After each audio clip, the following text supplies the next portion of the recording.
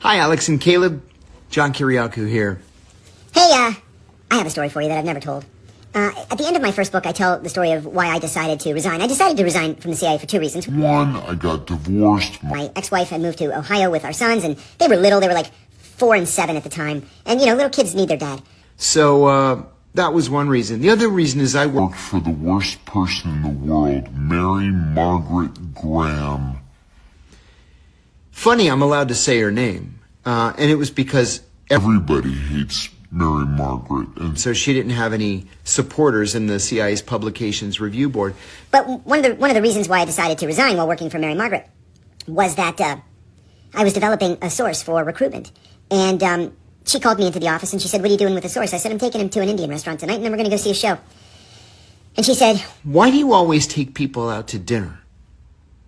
And I said, "Where else are we supposed to take people? And it gives me an opportunity to have, a quality chat with someone." she goes, "Why don't you take him to get a blowjob and get a blowjob for yourself?"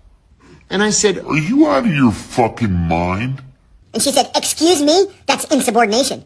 I said, "Oh, really? I wonder if the Washington Post would call it insubordination when I leak it to them that the station chief in this gigantic city told me to take the taxpayers' money to go get a blowjob for myself and a very religious Muslim man. I might add. And that was when I realized this place just isn't for me anymore.